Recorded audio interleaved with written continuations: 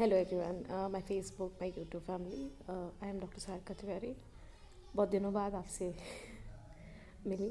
आज मैं आपके सामने एक बहुत ही इंपॉर्टेंट टॉपिक पे डिस्कशन करना चाहती हूँ, बात करना चाहती हूँ, आपको बताना चाहती हूँ कि ये टॉपिक इतना इम्पोर्टेंट क्यों है और मेरे दिल के करीब क्यों है।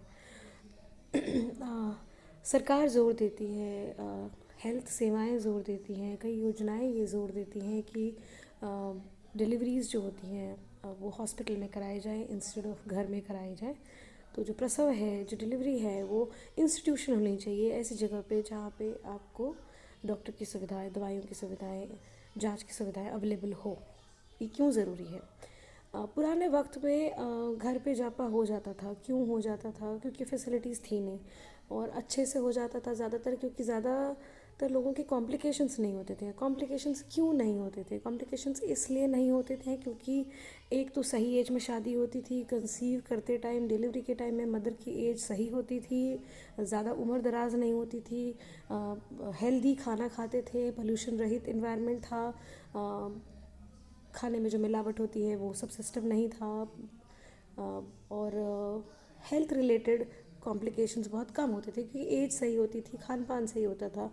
एंड इस तरीके से डिलीवरी जो है लेस कॉम्प्लिकेटेड होती थी। पर आज के ज़माने में हमारे बहुत सारे कॉन्स हैं, बहुत सारे दिक्कतें हैं, जैसे कि खाने में मिलावट का सिस्टम बहुत है, पोल्यूशन बहुत है, हेल्थ वाइज भी लोगों को बीमारियां जल्दी और ज़्यादा होती हैं, जैसे बीपी हो गया, शुगर हो गया, थायराइड हो गया। पहले कहाँ इतना होता था, अभी देखो कितना होता है। दूसरी चीज़, हम लेट मैरिज करते हैं, लेट कंसीव करते हैं। सो पुराने ज़माने में फर्टिलिटी में इशू नहीं होता था, फर्टिलिटी आउटकम्स नहीं होते थे और हॉस्पिटल डिलीवरीज़ की इतनी ज़रूरत नहीं पड़ती थी और था भी नहीं उस समय फैसिलिटीज़। होते होंगे मोर्टालिटीज़, पेरिनेटल एंड मैटरनल मोर्टालिटीज़, बट जब ऑप्शन ही नहीं तो फिर क्यों क्रिप करें, है ना। आजकल जो है सारी सुविधाएं सरकार ने फ्री ऑफ कॉस्ट दे रखी हैं, क्योंकि पहले से ज़्यादा रिस्क हो गया है माँ और बच्चे दोनों को during the time of deliveries. तो इसीलिए देखो, हॉस्पिटल में डिलीवरी होती है तो पहले तो थ्रू आउट 9 मंथ्स अपने चेकअप कराओ, कुछ नहीं तो कम से कम आयरन तो पूरे 9 महीने खाओ, क्योंकि खून आपका डाइल्यूट होता है और आपका पतला हो जाता है और आपकी एचबी फॉल होती है ड्यूरिंग प्रेगनेंसी। तो इसकी रिक्वायरमेंट बहुत ज़रूरी है। आप थ्रू आउट 9 मंथ्स आयरन खाओ, शुरू के 3 महीने फॉलिक एसिड खाओ, ताकि बच्चे में जो अनोमलीज़ वगैरह के चांसेस हैं, न्यूरल ट्यूब डिफेक्ट्स है, वो कम हो, आपकी प्रेगनेंसी हेल्दी हो, बेबी का आउटकम अच्छा हो, बेबी कंजेनाइटली फिट हो, कोई अनोमलीज़ ना हो उसको।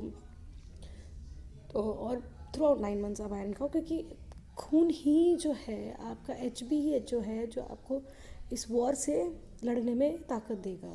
आप ब्लीडिंग होने वाली है, पता है नॉर्मल डिलीवरी में 500 ml और ऑपरेशन में 1 लीटर तक ब्लीडिंग होती है। तो खून बनाना बहुत ज़रूरी है, जिसके लिए एक सिंपल सी दवाई अवेलेबल होती है, फ्री ऑफ कॉस्ट गवर्नमेंट देती है और बहुत तरीके की अवेलेबल होती है। अगर एक दवाई नहीं जची तो आप दूसरा ऑल्टरनेट अपनाओ। और आजकल तो इतने अच्छे सॉल्ट्स वगैरह हैं आयरन सप्लीमेंट्स के, जो कोई साइड इफ़ेक्ट्स नहीं करते और कभी भी ले सकते हो, दूध के साथ भी ले सकते हो, कैल्शियम के साथ उसका अब्जॉर्प्शन इफेक्ट नहीं होता। कितने latest versions of iron supplements are available. So do get your medicines, do get your checkup, and make sure that you do get your institutional deliveries. If you can afford, go to private any day, and if you cannot afford, go to government and exercise your right to health. Okay. Thank you.